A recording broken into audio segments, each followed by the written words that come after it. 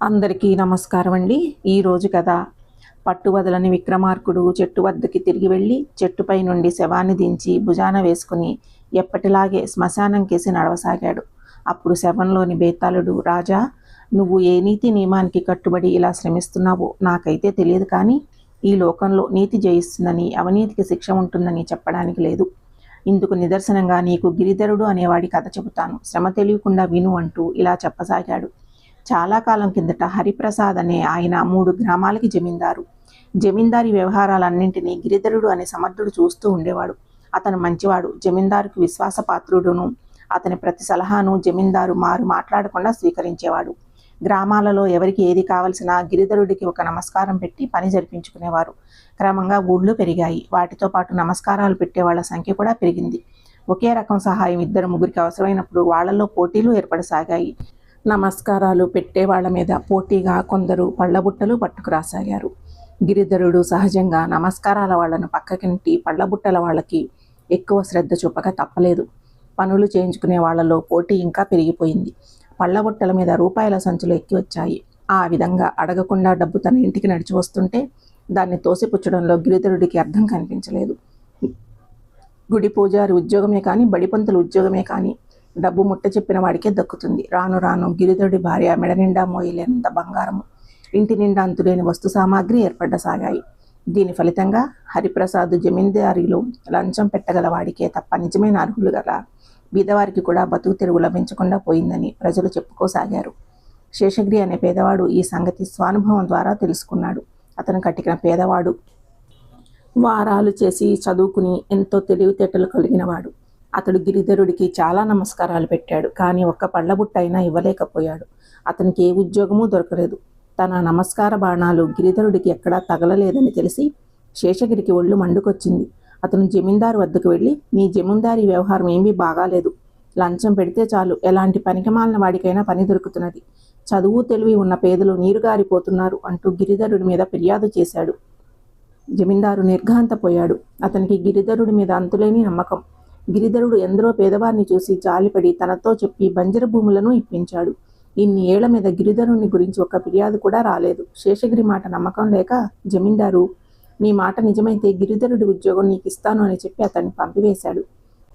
తరువాత జమీందారు యాయవారం బ్రాహ్మణుడు ఒకడిని పట్టుకుని, ఫలానా గ్రామంలో కొత్తగా గుడి కట్టారు, ఈ 100 రూపాయల సంచి తీసుకుని ఆ ఊళ్ళో ఉండే గిరిధరుడికి ఇచ్చి గుడి పూజారి పని ఇప్పించమని అడుగు అని చెప్పి పంపించి వేశాడు. పూజలు చేయించడంలో చాలా కాలంగా అనుభవం ఉన్న మరొక బ్రాహ్మణ్ణి పిలిపించి, నువ్వు ఫలానా గ్రామంలో ఉన్న గిరిధరుడు అనే ఆయనకి నమస్కారం చేసి కొత్త దేవాలయానికి పూజారి పని ఇప్పించమని అడుగు అని అతన్ని కూడా పంపేశాడు. ఇద్దరు ఇంచుమించు ఒకేసారి గిరిధరుడి దగ్గరికి వెళ్లారు. యాయవారపు బ్రాహ్మణుడు రూపాయల సంచి పట్టుకు కూర్చున్నాడు. అయినా రెండోవాడు తన చిన్ననాటి మిత్రుడు కావడం వల్ల గిరిధరుడు అతనితో చాలాసేపు సరదాగా కబుర్లు చెప్పి, అతను వచ్చిన పని తెలుసుకుని, ఈ గుడి మన జమీందారు గారు కట్టించిందే.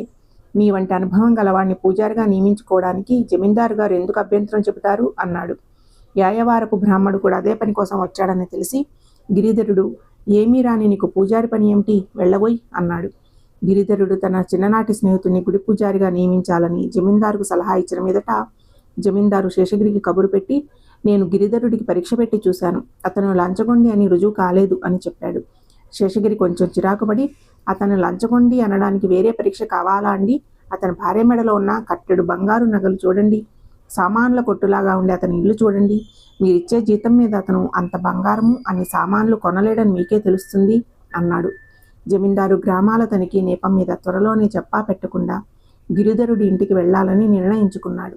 కానీ అప్పటికి 2 రోజుల ముందుగా గిరిధరుడి భావమరిది వచ్చి, మా ఊళ్ళో మంచి పొలం అమ్మకానికి వచ్చింది, కొందామంటే నా వద్ద డబ్బు లేదు, నువ్వైనా కొనుక్కో, చాలా మంచి బేరం అన్నాడు. గిరిధరుడు సంకోచించకుండా తన భార్య నగలన్నీ ఒలిచి తన బావమరిదికి ఇచ్చి, ఈ నగలు తాకట్టు పెట్టి పొలం కొనుక్కో, తర్వాత పొలం మీద వచ్చే ఆదాయంతోనే మెల్లిగా తాకట్టు విడిపించుకోవచ్చు అన్నాడు.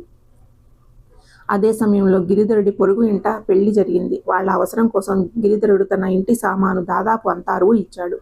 అలాంటి పరిస్థితులు అకస్మాత్తుగా గిరిధరుడి ఇంటికి జమీందారు వచ్చాడు.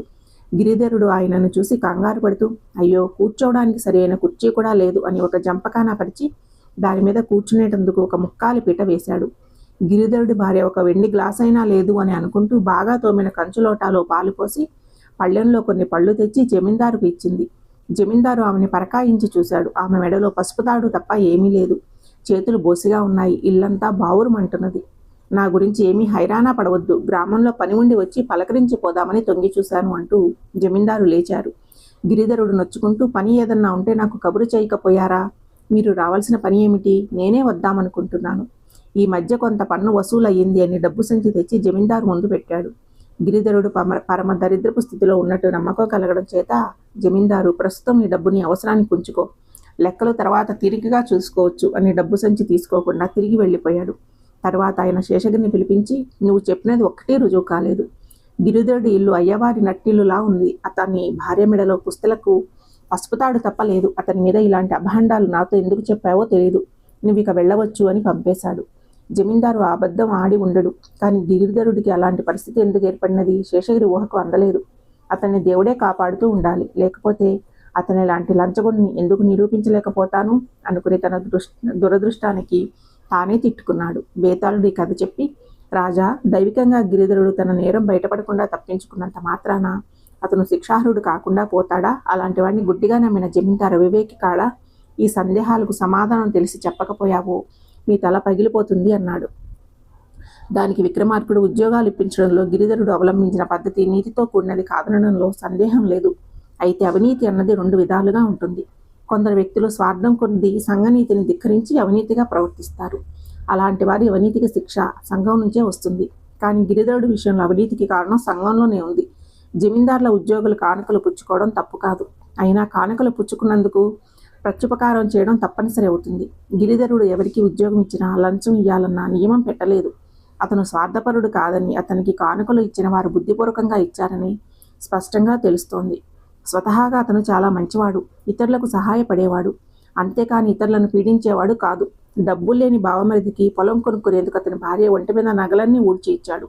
ఎవరో పొరుగింటి వారింటి పెళ్లికి తన ఇంటి సామానంతా అరువిచ్చాడు. స్వతహాగా అతను స్వార్థపరుడు, శిక్షార్హుడు కాడు. పోతే జమీందారు కూడా వివేక్ ఎంత మాత్రమూ కాదు. తాను ఎంతో విశ్వాసంతో చూసుకుంటున్న గిరిధరుడి మీద ఫిర్యాదు వస్తే దాన్ని తోసి పారేయక 2 పరీక్షలకు అతన్ని గురి చేశాడు. ఒకవేళ గిరిధరుడి సంపద బయటపడినా జమీందారు అతన్ని శిక్షించడానికి అవసరమైన విషయం శేషగిరి రుజువు చేయలేడు.